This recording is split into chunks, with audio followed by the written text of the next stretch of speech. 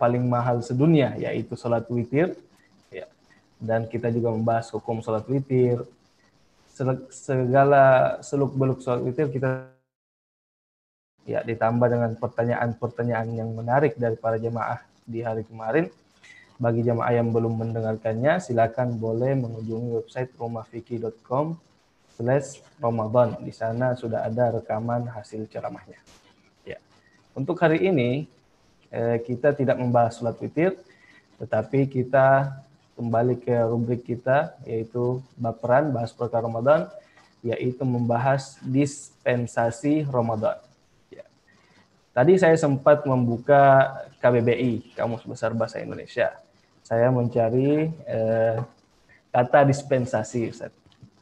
Ya, saya menemukan dispensasi adalah pengecualian dari aturan karena adanya pertimbangan khusus. Ya, ini menjadikan kita penasaran gitu. Kira-kira apa aja yang dikecualikan di bulan suci Ramadan? Nah, rasa penasaran ini semoga bisa terobati ya, karena pemateri kita pada hari ini sudah hadir. Insya Allah langsung saja kita persilahkan kepada Ustadz Ahmad Zarkasi LC untuk menjelaskan kepada kita mengenai dispensasi di bulan suci Ramadan. Kepada Ustadz Ahmad Zarkasi kami persilahkan dengan hormat. Falyatafadhal masykura. Ya, Bismillahirrahmanirrahim. Assalamualaikum warahmatullahi wabarakatuh. Alhamdulillahi wassalatu wassalamu ala rasulillahi wa ba'du. Para jemaah, teman-teman, yang dirahmati Allah. Alhamdulillah pagi ini kita masih bisa berkumpul secara virtual dan juga bisa menuntut ilmu agama. Salawat dan salam kita sampaikan kepada Nabi besar Muhammad sallallahu alaihi wasallam beserta keluarga dan juga para sahabatnya, dengan harapan dan doa mudah-mudahan kita termasuk orang yang mendapatkan syafaat Rasul sallallahu alaihi wasallam di hari kiamat nanti. Amin ya rabbal alamin. Para jemaah, teman-teman rumah fikih yang dirahmati Allah, kajian kita pada pagi hari ini berkaitan dengan dispensasi.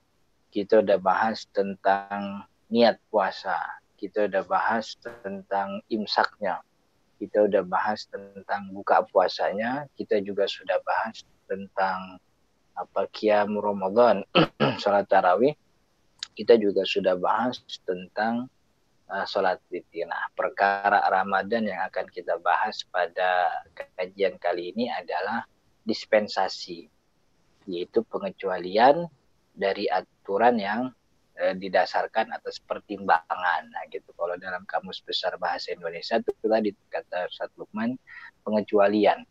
Jadi di antara banyaknya orang Muslim yang terkena kewajiban puasa ini, di antara mereka ada pengecualian, di mana mereka boleh tidak berpuasa namun diganti di hari lain, dispensasi.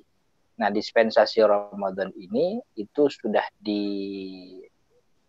firmankan oleh Allah Subhanahu wa taala di ayat setelah Allah memerintahkan puasa.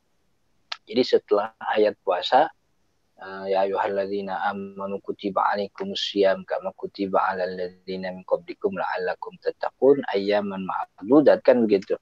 Kemudian setelahnya ada ayat faman kana minkum maridun. Jadi dispensasi itu ada pada ayat ini, faman kana minkum, dan siapa di antara kalian maridun, dalam keadaan sakit, au ala safarin, atau di atas perjalanan, fa'iddatun min ayyamin ukhar, maka puasanya iddah diganti di hari yang lain. Wa 'alal ladzina yutiqunahu fidyatun tu'amu miskin, dan orang yang berat untuk melakukan puasa, fidyatun tu'amu miskin, bayar fidyah untuk orang miskin. Ini ada tukang roti, saya roti nih, kedengeran gak suaranya nih?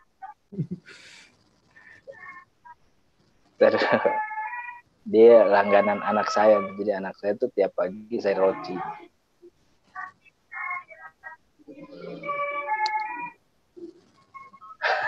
Iklan bentar. Jadi Allah menyebutkan ada 3. Pertama, orang sakit. Yang kedua, orang yang sedang dalam perjalanan. Yang ketiga, orang yang tidak lagi mampu berpuasa. Berat baginya untuk berpuasa. Ini 3 orang yang disebutkan oleh Allah yang dibebaskan dari kewajiban puasa di Ramadan, akan tetapi dia punya kewajiban untuk mengganti. Nah, standarnya ini cuma 3, artinya yang disebutkan oleh wahyunya hanya 3 orang.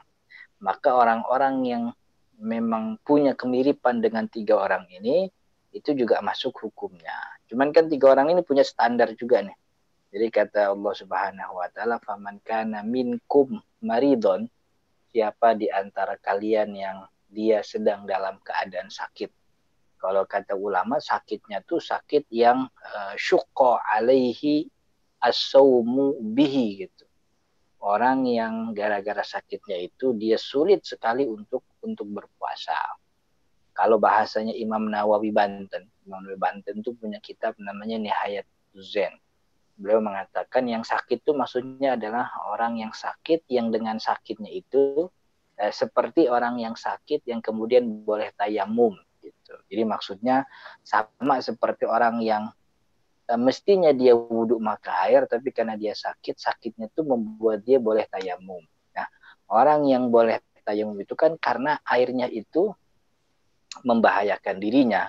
Yang disebut membahayakan itu bisa mengancam nyawanya atau juga mengancam salah satu anggota tubuhnya atau membuat salah satu anggota tubuhnya disfungsi, baik itu permanen atau secara temporer, atau juga membuat dia menambah rasa sakit sekaligus memperpanjang lama sembuhnya.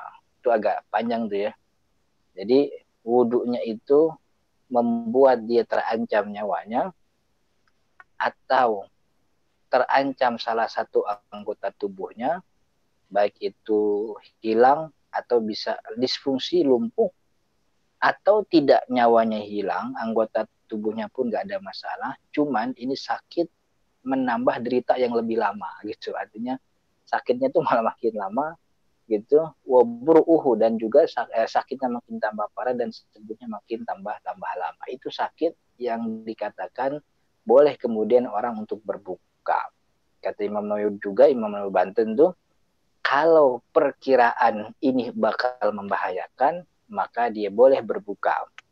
Tapi kalau justru perkiraannya itu sangat tinggi, jadi level perkiraannya ini kalau ente puasa ini bakal bahaya karena ada rekomendasi dokter, maka puasa tuh hukumnya nggak jadi wajib, bukannya boleh tapi malah makruh.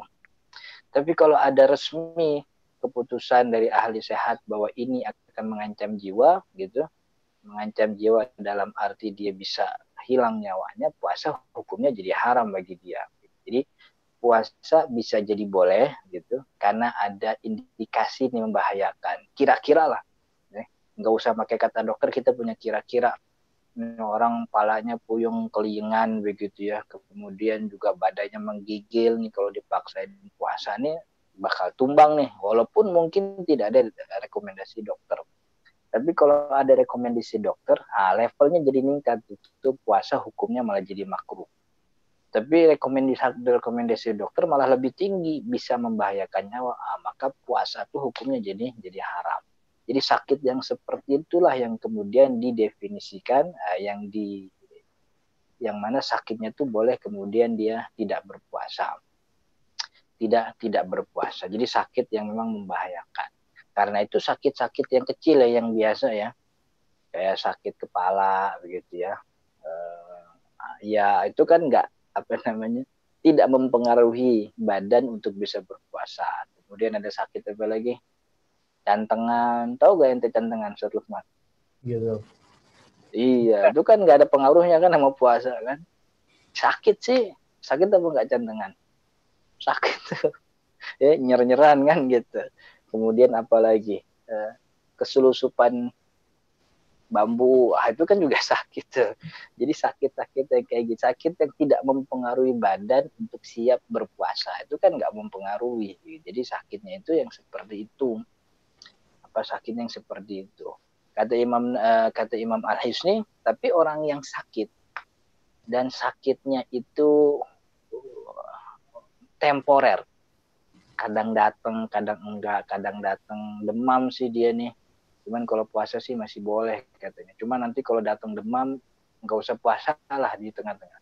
Orang yang sakitnya datangnya temporer itu, maka dia malam itu harus tetap wajib niat. Ya karena dia masuk dalam kategori faman gimana? Faman syahida minkum syahra falyasum. Jadi orang yang sudah bebas dari niat puasa itu adalah yang sakitnya tuh mutbikon, sakitnya terus-terusan. Dari awal Ramadan juga emang udah sakitnya. Dan kayaknya sembuhnya lama, maka dia nggak wajib tuh niat. Tapi kalau ada orang yang sakitnya datang nggak datang, dia tetap wajib puasa. Dalam arti dia tetap wajib niat. Dalam arti nanti ketika subuh datang, dia wajib berpuasa. Karena badannya tuh dalam keadaan yang sehat. Tapi nanti ketika datang itu demamnya tinggi di siang hari atau di pagi harinya, dia boleh batalin puasa tergantung kategori yang mana tadi. Apakah puasa itu hukumnya boleh, apa jadi makruh, apa jadi hukumnya hukumnya haram. Jadi itu yang dikatakan oleh ulama berkaitan dengan sakit. Jadi faman kana minkum maridon itu artinya yang membahayakan badannya. Jadi sakit-sakit yang tidak berpengaruh atas puasa kita, gitu, ya tidak ada kebolehan batalin puasa. Sakit hati kan juga sakit itu, lebih sakit daripada ditusuk pedang itu kan, gitu. Katanya sih begitu. Sakit ya. Daripada sakit gigi.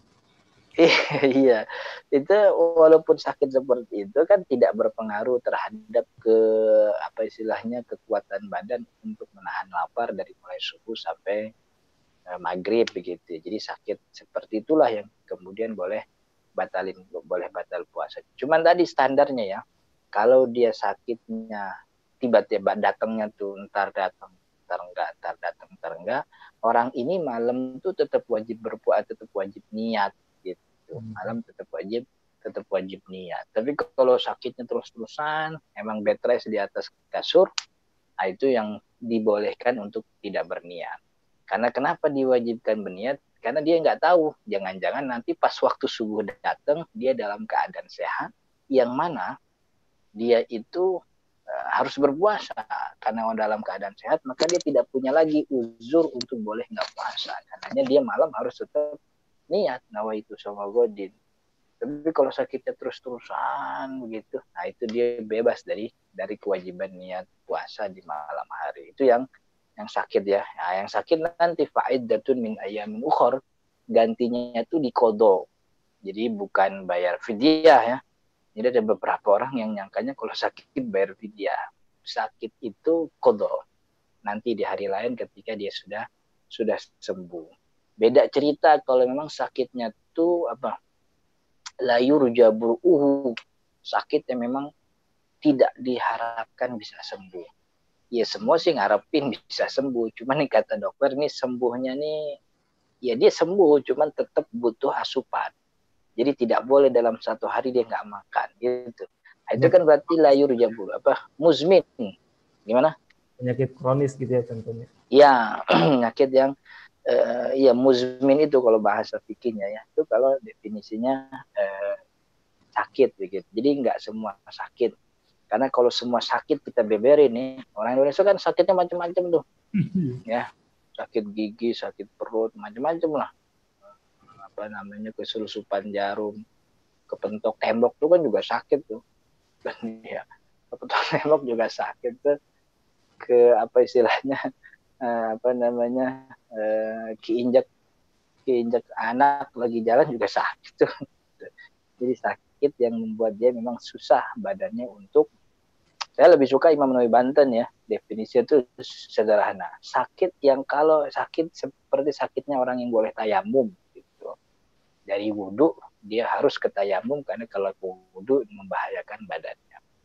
Nah kemudian setelah sakit safar, man kana minkum maridon au ala safarin, atau dalam perjalanan. Nah, perjalanan juga punya standar nih.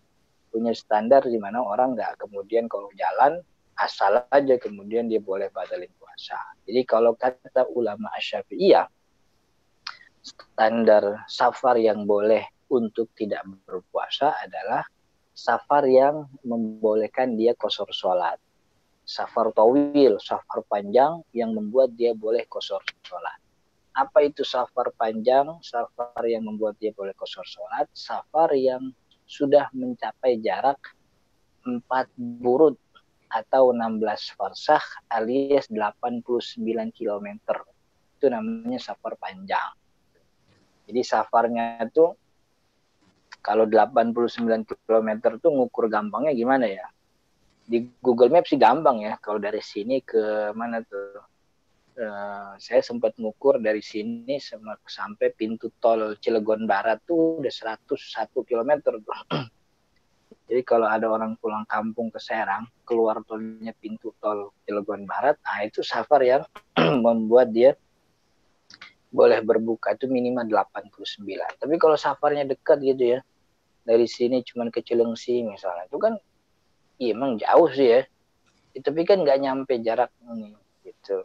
Jadi yang namanya safar boleh batalin itu safar yang membuat dia boleh qashar sholat yaitu 89 km. Nah yang kedua syarat safar yang membuat dia boleh untuk berbuka puasa adalah safar yang hukumnya mubah. Safar yang hukumnya mubah. Bukan safar maksiat. Safar hukumnya mubah itu adalah safar yang dia kerjakan untuk sesuatu yang dibolehkan oleh syariat.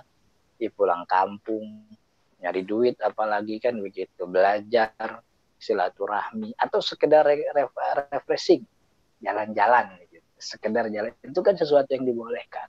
Tapi kalau safar ya safar maksiat gitu, itu yang dilarang oleh syariat. Dilarang safarnya, keringanan hukum puasa pun nggak dapet. Misalnya ada orang mau jalan ke pulau mana begitu ya, pulau yang isinya tuh ada lembaga edukasi perbegalan misalnya gitu ya. Jadi dia ke sono mau jadi kursus begal misalnya. Ya safar sih. Cuman nggak kena tuh keringanan syariat karena safarnya sifatnya kemaksiatan. Atau Padahal, dia safar jarak 200 kilo ke lembaga itu. Iya jaraknya jauh gitu. Tapi kan orang kayak gitu kan juga nggak mikirin puasa biasanya ya gitu.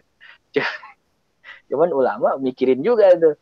Ulama bilang safarnya harus safar yang panjang, yang qashar sholat, dan safarnya yang tidak boleh maksiat, safar mubah. Nah standarnya juga kata ulama, kalau ada orang yang istilahnya safarnya panjang seperti tadi dan safarnya tuh mudah, jadi panjang nih dari sini ke Palembang tuh kalau naik pesawat cuma 50-an menit kan gitu. Itu kan panjang jaraknya, tapi mudah gitu. Bagi dia tuh mudah. Orang kayak gini tetap itu dibolehkan berbuka, walaupun itu safarnya mubah. Jadi ukurannya tuh bukan susah nggak susah, walaupun standar itu disebutkan oleh mazhab yang lain. Tapi kalau Asy-Syafi'i standarnya tuh bukan mudah nggak mudah, karena kalau mudah nggak mudah itu jadi agak rancu begitu ya. Tetangga kita nih, tetangga saya banyak kerja di Pasar Induk Kramat Jati. Nggak kemana-mana kan, rumah ke Pasar Induk itu cuma 1 kilo doang kan gitu. Tapi jam 7 pagi tuh udah pada capek tuh. Karena dari jam 3 malam tuh udah ngangkut-ngangkutin barang kan gitu. Apa ya kalau standar capek orang kayak gitu boleh tuh, gitu boleh batal. Jadi standarnya tuh kalau kata dulu Ustaz Lukman kita kan pernah belajar usul fikih. Nah, yang disebut illah tuh wasfun zahirun mundhabit kan gitu. Yang namanya illah itu harus wasfun zahirun mundhabit, standar yang zahir kelihatan, mundhabit dan bisa terukur gitu. Kalau standar illah itu tidak terlihat dan itu tidak bisa terukur karena disesuaikan dengan kemampuan badan orang-orang yang susah ngukurnya, jadi maka tidak disebut sebagai ilah. Jadi ilah itu harus wasfun zahirun mundhabit, standarnya safar itu 89 kilo. Kalau nggak 89 kilo maka nggak boleh qashar. Kalaupun dia sangat kelelahan dengan safar yang kurang dari 89 kilo, saking macetnya kan gitu ya, Dia datang sini ternyata ada razia PSBB, gitu. Dia sono lagi ternyata razia PSBB lagi. Dia muter itu capek sekali nyari jalan keluar biar bisa pulang kampung, ternyata polisi cegat semua.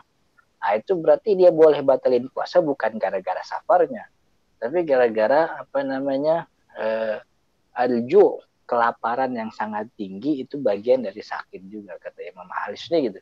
Kelaparan yang sangat tinggi itu juga bagian dari sakit, dia boleh batalin puasa. Tapi kalau safar itu yang penting jaraknya, ya. Apa jarak? Cuman kalau dia itu mudah safarnya, kan Allah mengatakan ma antasumu khairul lakum. Puasa jauh lebih baik gitu kalau emang kalau emang itu perjalanan yang mudah. Nah, tapi juga harus diingat gini, Ustaz Lukman, ada beberapa orang yang dalam masalah safar tuh kadang keliru. Safar itu boleh dia tidak berpuasa kalau safarnya sudah dimulai sebelum fajar. Jadi kalau kayak kita sekarang ya jam 3 malam dia berangkat, nah pas datang waktu subuh boleh tuh dia nggak puasa. Boleh dia nggak puasa. Kenapa?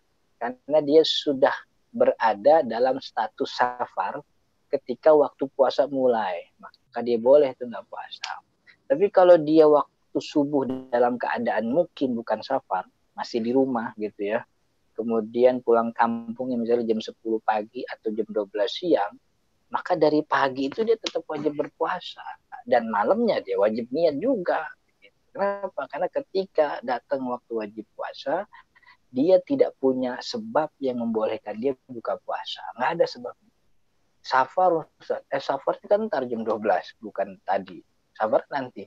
Apa yang membuat dia boleh buka puasa kan nggak ada. Maka itu kalau safarnya dilakukan di siang, di tengah siang, maka dari pagi dia tetap wajib berpuasa, dari malam dia wajib niat.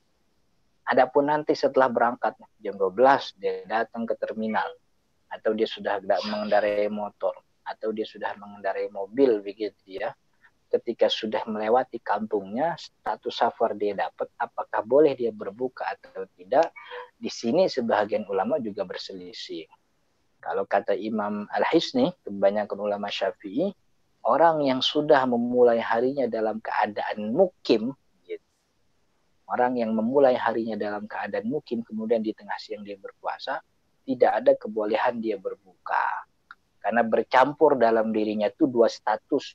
Satu status mukim, satu status safar. Jadi dalam satu hari, badannya tuh ada dua status. Status safar, status mukim. Mana yang dimenangkan? Mukim yang dimenangkan, maka dia tetap harus wajib puasa. Gitu. Itu kata Imam Al-Hisni. Dan itu kebanyakan pendapat Syafi'iyah gitu ya. Jadi ketika safar sudah di perjalanan, tetap dia wajib berpuasa. Itu. Nah, kata Imam Al-Muzani, ada Imam Al-Muzani itu salah satu ulama Syafi'iyah juga. Imam Al-Muzani mengatakan justru kalau dia sudah keluar kampungnya, sudah dapat status safar, ya dia boleh buka sebagaimana orang sakit. Orang sakit dari awal tuh puasa, dari subuh puasa, tiba-tiba mahnya kambuh, akut ya, mah akutnya kambuh. Dia nggak boleh tuh berpuasa, justru membahayakan. Maka dia boleh berbuka. Orang safar juga sama, memulai hari dengan berpuasa, tapi ketika datang itu safarnya, statusnya dapat, maka dia juga boleh berpuasa. Tapi semuanya sepakat wa antasumu khairul lakum. Kalau memang bisa puasa, puasa aja. Gitu Ustaz Lukman terkait dengan dispensasi pada pertemuan kali ini. Ada yang ingin digali lagi? Menarik ya Ustaz. Tadi kita telah berbicara bahwa salah satu dispensasi yaitu sakit gitu. Dan kita menyebutkan tadi rata-rata yaitu sakit medis Ustaz. Kira-kira bagaimana kalau sakit non medis Ustaz, misalnya guna-guna dan sebagainya gitu. Apakah dia juga termasuk dalam kategori ini? Fadul Ustaz. Iya. Jadi kan ulama ngorek apa sih, kenapa sih yang namanya puasa, yang namanya sakit itu kemudian membolehkan orang berbuka. Kemudian kan ditemukan hasil hikmahnya. Oh, puasa itu kan ibadah yang berkaitan erat dengan ketahanan tubuh, di mana dia harus nahan lapar dari mulai subuh sampai maghrib. Ketika orang sakit, Orang sakit tuh ketahanan tubuhnya mesti berkurang. Dan berkurangnya tuh bisa sangat drastis ya, bisa dari 100% itu turun, bisa 90% itu turun ketahanannya. Jadi kaitannya sakit boleh berbuka adalah kaitannya dengan ketahanan tubuh yang berkurang. Kalau sakitnya sakit di guna-guna begitu ya, apalagi sakit apa kesurupan begitu ya. Kalau memang itu mempengaruhi ketahanan tubuh, artinya kalau dia dirasuki sehingga kemudian dia ketahanan tubuhnya akan sangat istilahnya kacau begitu, kalau kemudian terus berpuasa ya nggak ada mas. Jadi kaitannya bukan sakitnya tuh guna-guna apa bukan guna-guna, yang penting badannya tahan apa enggak gitu. Bahaya apa enggak kalau dia terus berpuasa. Maka itu enggak semua sakit juga kan bolehkan berpuasa. Jadi dibolehkan berbuka. Tapi kalau sakit soal guna-guna tuh kayaknya zaman sekarang udah nggak ada ya. Gitu. Orang makin pinter sekarang, guna-guna tuh kayaknya udah nggak zaman sekarang ya. Belum ada lagi itu cerita orang kesurupan gitu ya. Dulu waktu zaman UN tuh ya, anak-anak banyak yang kesurupan. Tapi kemarin UN nggak ada yang kesurupan tuh. Ya soalnya nggak ada UN-nya kan, UN-nya diliburin sama Pak Nadiem gitu. Jadi maksud saya penyakitnya bukan soal berasal dan sumber dari mana, tapi penyakit itu mempengaruhi ketahanan tubuh atau tidak. Ya. Oke. Oke, terima kasih. Ya, baik, kepada itulah tadi barusan yaitu materi pada hari ini, yaitu terkait dengan dispensasi yang Allah Subhanahu wa taala berikan kepada kita hambanya di bulan suci Ramadan. Ya, saya sebagai host kali ini membuka sesi tanya jawab kepada jemaah sekalian. Yang hendak bertanya silakan menggunakan fasilitas raise hand supaya saya bisa melihat siapa yang dari jemaah yang hendak bertanya. Oke, dari Bapak Den Yulian, saya aktifkan mic-nya. Silakan Pak. Ya, Assalamualaikum Ustaz Zarkasi. Assalamualaikum warahmatullahi. Mau nanya nih, tadi kan kalau dispensasi itu antara sakit sama safar atau misalkan kelaparan ya. Kalau misalkan karena pekerjaan nih, misalkan dia surveyor tuh harus jalan, seharian harus jalan, atau misalkan kuli bangunan lah simpelnya. Yang kalau dia puasa itu bisa jadi dia lemes, terus nggak optimal kerjaannya, padahal kan udah ada akad, terus atau bahkan dia nggak bisa kerja sama sekali. Nah yang kedua, ruksohnya puasa itu apakah seperti ruksohnya sholat di perjalanan Ustaz? Kalau ruksoh sholat kan di qashar dan itu lebih utama katanya kan. Apakah puasa juga lebih utama gitu, atau apakah pernah di zaman Nabi itu bahwa Nabi melakukan perjalanan dan tetap puasa gitu? Ya, gitu aja Ustaz. Syukran. Assalamualaikum. Ya, assalamualaikum warahmatullahi wabarakatuh. Kalau yang pertama soal pekerjaan. Jadi ketika membahas tentang sakit tuh ulama Syafi'iyah, salah satunya Imam Al-Hisni, Imam Nawawi Banten juga bahas itu dalam kitab Nahiyatul Zain, bahwa syiddatul ju', kelaparan yang sangat tinggi akibat pekerjaan dia, jadi kerjanya capek ya. Kayak tadi kita contohin orang yang mau pulang kampung tapi raja PSBB, nyari jalan sono sini, capek dia. Capek gara-gara nyari jalan sono sini, akhirnya dia jadi buka puasa. Ya pokoknya syiddatul ju', kelaparan yang sangat tinggi, yang kalau ini bakal diterusin, ini bahaya nih gitu. Bahaya bagi badannya.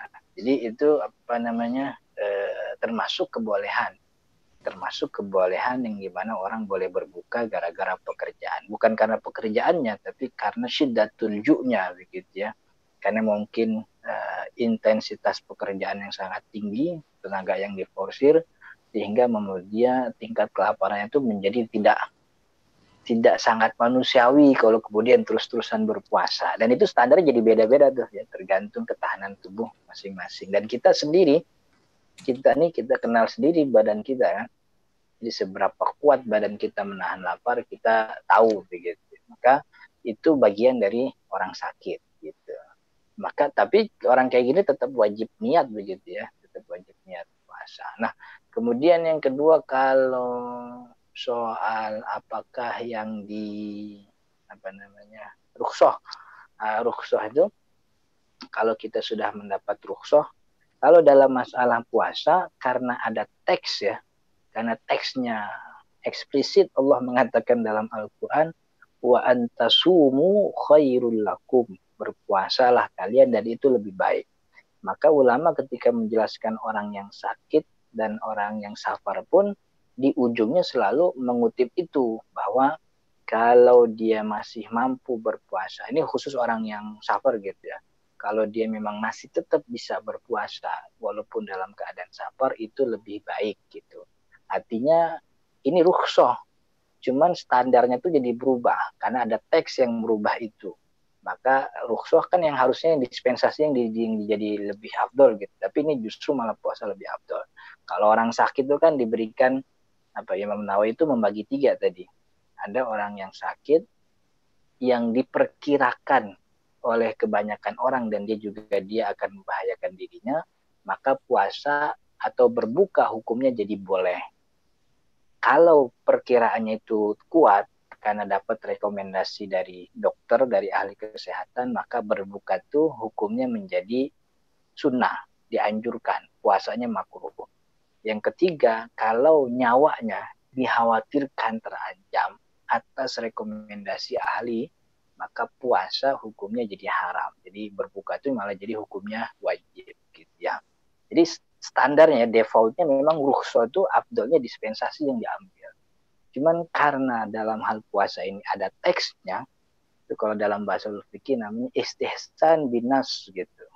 Hukum defaultnya kita tinggalkan karena ada nas yang resmi namanya wa antasumu khairul lakum, maka hukum dispensasi menjadi tidak afdol. Afdolnya tetap tetap berpuasa begitu. Begitu ya Pak Yudi.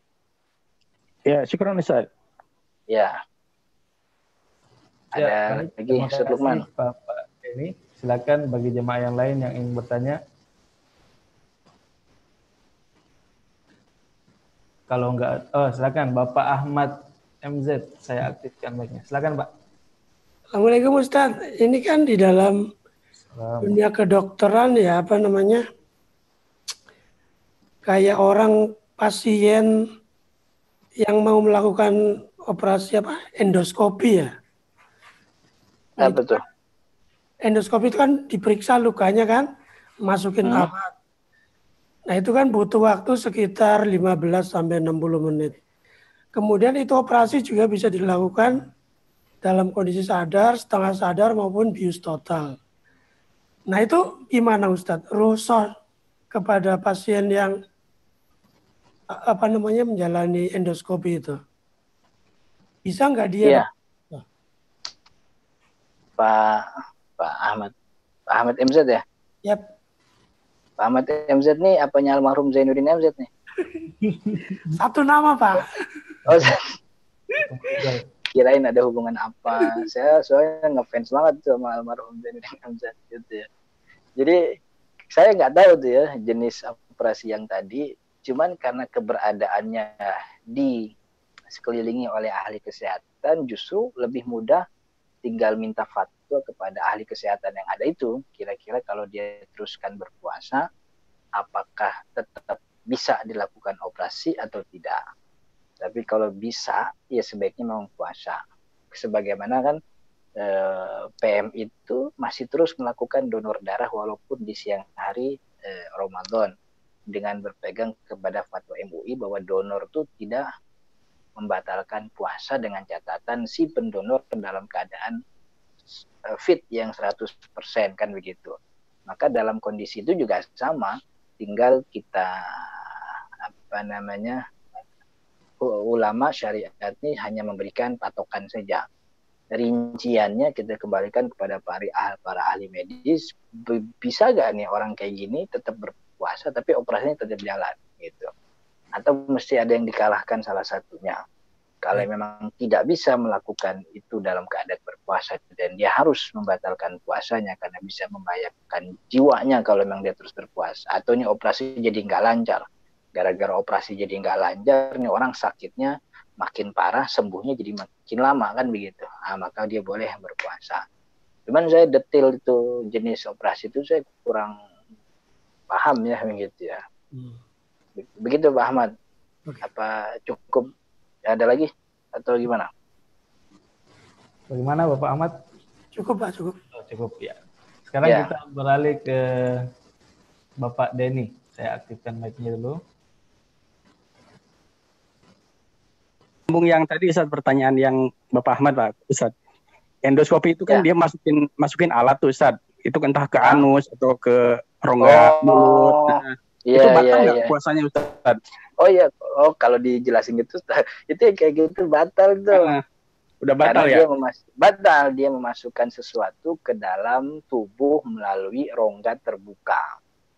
Jadi saya perulang nih, ini baperan edisi yang ketiga tuh ya, soal imsak tuh ya.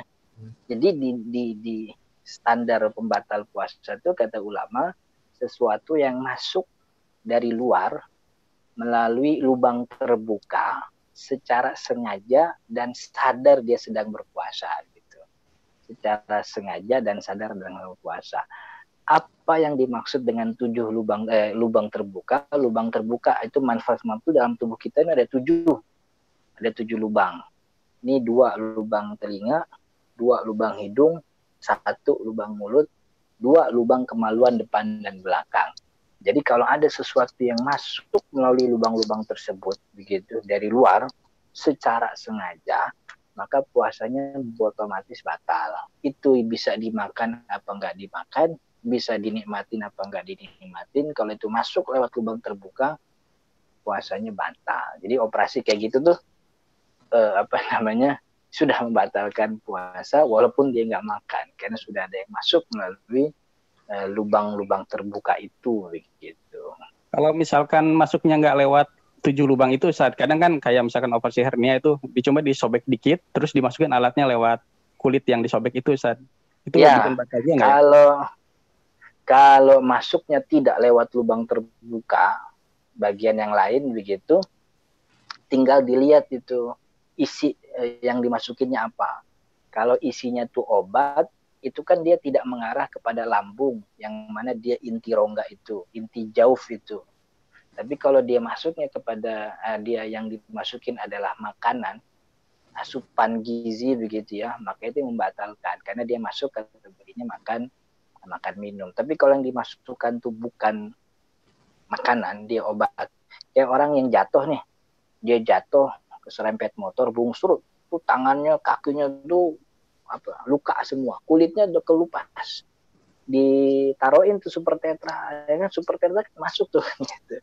Tapi itu nggak batalin puasa. Kenapa? Karena dia bukan makanan dan dia tidak masuk lewat lubang terbuka. Persis kayak kita mandinya kita itu kan membuat air masuk melalui pori-pori gitu ya. Apa yang masuk melalui tasarruf rembes dari pori-pori itu nggak batalin puasa. Maka tetes mata itu ulama nggak batalin puasa. Yang batalin puasa itu tetes kuping begitu. Oke? Oh ya, syukur Ustaz. Kalau mandi sambil minum air beda lagi Ustaz ya. Mandi sambil minum air, wah itu apa kalau peribahasanya sekali mendayung 2-3 pulau terlewati. Oke Ustaz, ini ada pertanyaan nih. Tapi di luar tema kita. Ustaz, saya malamnya tidak berniat ya. Dan saya sahurnya kesiangan. Itu apakah saya ketika saya berpuasa, apakah saya masih sah puasa saya itu? Itu gimana? Silahkan. Dia sahur kesiangan, sahur nggak tapi? Jadi bangunnya itu mungkin setelah sholat subuh terlambat. Gitu. Jadi itu ya, apa namanya, niat itu syarat sah puasa. Jadi saya nggak tahu ya, banyak kitab fikih Syafi'i yang saya baca, dalam masalah puasa ulama Syafi'i itu nggak bedain syarat sah dengan rukun gitu. Jadi semua mengatakan an-niyatu ruknun wa hiya syartus sihhati shaumi gitu. Selalu begitu. Kalau sholat kan ada beda tuh, syarat sah sama rukun kan beda. Syarat sah tuh ngadep kiblat, rukun baca Fatihah. Tapi kalau dalam masalah puasa, sepanjang yang saya pelajari, ulama Syafi'i nyebutnya dua-duanya. Niat itu syarat sekaligus rukun puasa. Maka ketika ada orang yang masuk di hari wajib puasa, tapi dia tidak melakukan niat sebelumnya, maka ada rukun yang tidak terpenuhi dalam ibadahnya. Ibadah kalau ada rukun yang nggak ada, ya berarti ibadahnya nggak sah. Gitu. Ibadahnya tidak sah. Nah, orang yang malam yang kagak niat, entah itu karena dia lupa atau karena sengaja, maka di pagi Ramadannya dia tetap wajib imsak. Jadi imsak itu adalah kewajiban seluruh orang Islam, walaupun malamnya nggak niat. Cuman rugi aja dia. Dia imsak sama kayak orang puasa, tapi dia nggak terhitung puasa kan rugi. Maka mendingan niat. Maka itu saya sering bilang tuh, daripada nungguin terawih, yang khawatir malah nggak terawih, niat itu habis buka puasa. Minum, kemudian Allahumma laka sumtu, langsung nawaitu sawma ghadin an ada fardhi syahri Ramadan hadisan lain. Begitu. Oke, Ustaz Lukman. Ini dispensasi kita akan bahas tambahannya nanti di episode selanjutnya ya. Ini dispensasi soal akid dan safar. Berarti akan sesi kedua. Ya, ada edisi kedua berkaitan. Berarti dispensasi dengan Ramadan itu tidak hanya sakit dan safar aja, Ustaz. Iya, nanti ada ibu menyusui. Kita bahas di pertemuan. Oke, ibu kepada menyusui, Bapak orang hamil gitu. Sedang angkat tangan, silakan Pak Denny.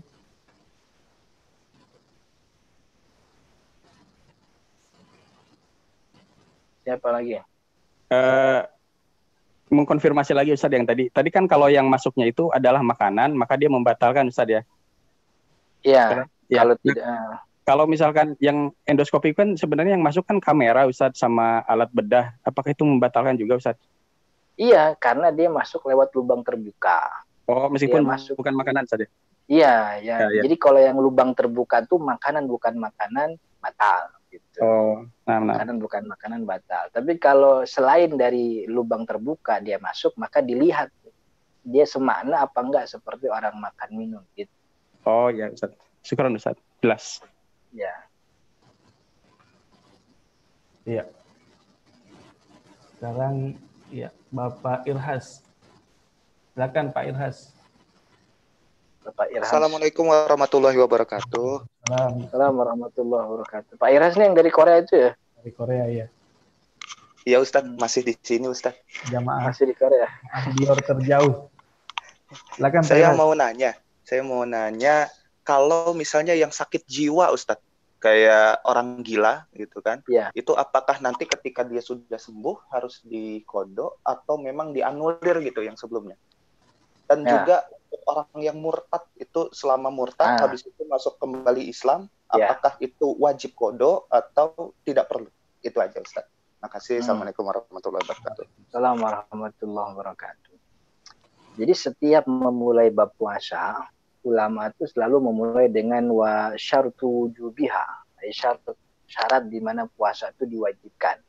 Syarat di mana puasa itu diwajibkan adalah al-aqlu.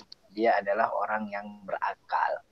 Artinya orang yang tidak berakal tidak kena kewajiban berpuasa. Karena tidak kena kewajiban berpuasa, ya maka ketika pun dia sembuh dia tidak ada kewajiban mengqadha. Jadi qadha itu adalah kewajiban bagi yang sudah wajib tapi nggak ngerjain gitu. Dia wajib nih, ya cuman karena ada alasannya tori kan begitu, alasan sakit, alasan safar, tapi dia sudah wajib, maka nanti dia qadha. Tapi kalau memang dia bukan orang yang wajib, dia bukan orang yang wajib berpuasa, al-aqlu itu kan berakal sehat, maka dia tidak wajib mengqadha karena dia bukan orang yang wajib berpuasa begitu. Kemudian kalau itu kan syarat taklif, saya tambahin nih, syarat taklif itu Islam, berakal, balik. Anak kecil yang udah hidup sebelum balik, maksudnya dia Ramadan udah hidup belum balik, itu kan juga nanti udah gede nggak usah qadha. Kenapa? Karena ketika Ramadan waktu itu datang dia belum wajib puasa karena dia tidak memenuhi syarat taklif. Islam balik berakal, gitu juga orang yang gila. Nah, cuman kalau dalam hal murtad nih ulama Syafi'i justru malah lebih kencang nih, dalam arti kata ulama Syafi'i orang yang murtad tahun 2000 dia Islam. Ramadan 2001 dia murtad tuh. 2001, 2002, 2003 sampai 2010. 2011 dia baru Islam lagi. Nah, maka yang kewajiban yang tahun 2001 sampai 2010 itu wajib dikodok tuh. Itu diwajib kode sebagai iqab, sebagai apa istilahnya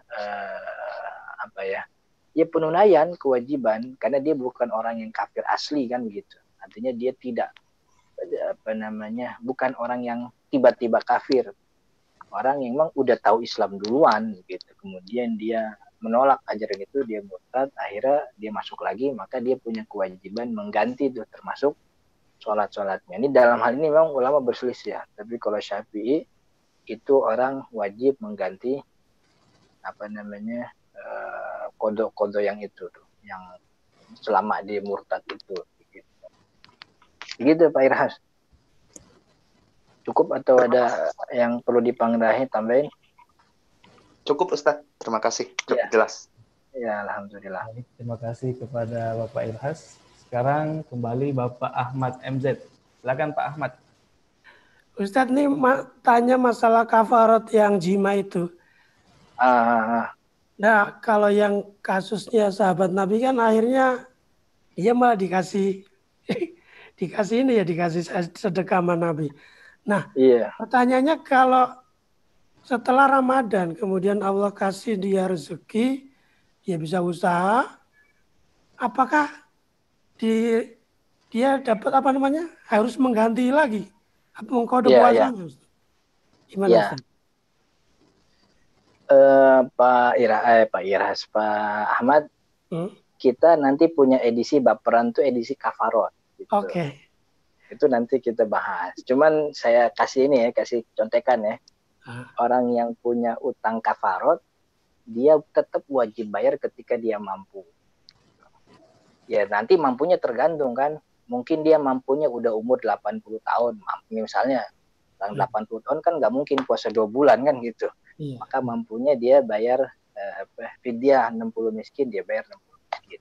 Jadi kafarot yang tertunda karena kemiskinannya atau kelemahan dirinya akan tetap menjadi filimah, jadi tanggungannya. Nah, saya kasih tahu lagi ya, di channel YouTube saya tuh Ahmad Zarkasi, saya punya rubrik baca kitab Kifayatul Akhyar.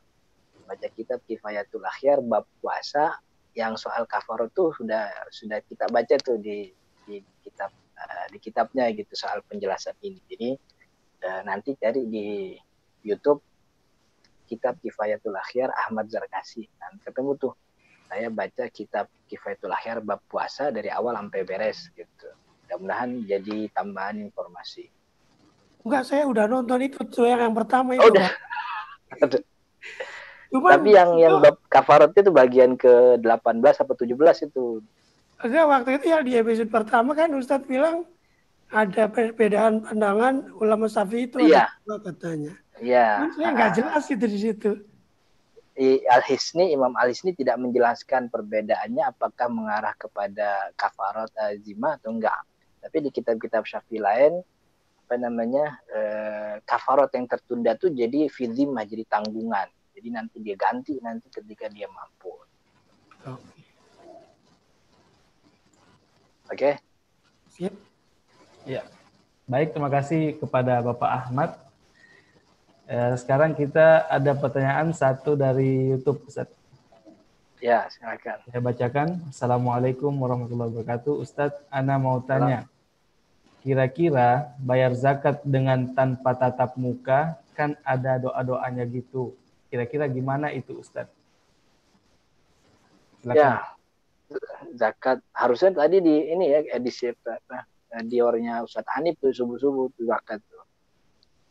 Cuman kalau kita bisa jawab, zakat tuh syaratnya adalah niat dan juga harta serta ada orang yang dikasih. Jadi tidak ada syarat harus baca doa. Yang penting harta yang dikeluarkan diniatkan untuk kewajiban zakat dan alokasinya kepada orang yang memang berhak. Jadi tidak ada kewajiban baca doa ini, baca doa itu, baca ini dan sebagainya. Yang penting ngasih. Dan ketika ngasih pun boleh diwakilkan. Ketika kita mewakilkan, niatnya ketika ngasih perwakilan itu, bukan ketika nungguin si wakil itu datang ke orang miskin, tapi cukup kita niat ketika memberikan perwakilan kepada orang lain. Jadi tidak perlu ada baca doa, apa istilahnya, Allahumma barik ala amwalina wa barik ala mali fulan, tidak ada keharusan itu. Walaupun doa kayak gitu kan bagus, gak ada masalah. Cuman syarat dan rukun zakatnya itu tidak masuk, dan dalamnya ada namanya zakat, doa pemberian zakat. Oke. Ya. Ada satu lagi Ustaz, gimana? Kita bacain ya. Ya, silakan. Assalamualaikum Ustaz, maaf ketinggalan banyaknya vidya itu sekali makan apa sehari makan Ustaz? Silakan. Wah, vidya itu satu mud. Nanti satu mud mau dijadiin sekali makan apa 2 kali makan, terserah si miskin. Vidya itu satu mud. Satu mud itu 1 raupan tangan orang dewasa normal, makanan pokok kita beras. 1 mud itu kalau kita konversi menjadi 0, ini konversi almarhum Dr. Wahbah ya. Itu 1 mud itu 0,68 liter. Mungkin kalau kita buletin jadi 1 liter. Jadi 1 fidyah itu 1 liter. Itu 1 liter kita kasih miskin mau jadiin sekali makan ya silahkan, 2 kali makan, 3 kali makan juga nggak ada masalah. Yang penting 1 fidyah itu 1 mud. Cuman sebagai muslim yang baik, ini suara motornya ini kan. Sebagai muslim yang baik, jangan cuma ngasih berasnya doang kan gitu. Ada iklan. Iya. Sebagai muslim yang baik, ketika ngasih fidyah, jangan cuma fidyahnya doang. Ya kasihlah dia minyak goreng, biar dia goreng apa gitu. Kasihlah dia daging, biar untuk nasi dimakan sama daging. Ya kalau nggak mau begitu, kasih duitnya aja lah, biar dia beli gitu. Jangan cuma sefidyah-fidyahnya doang dia kasih.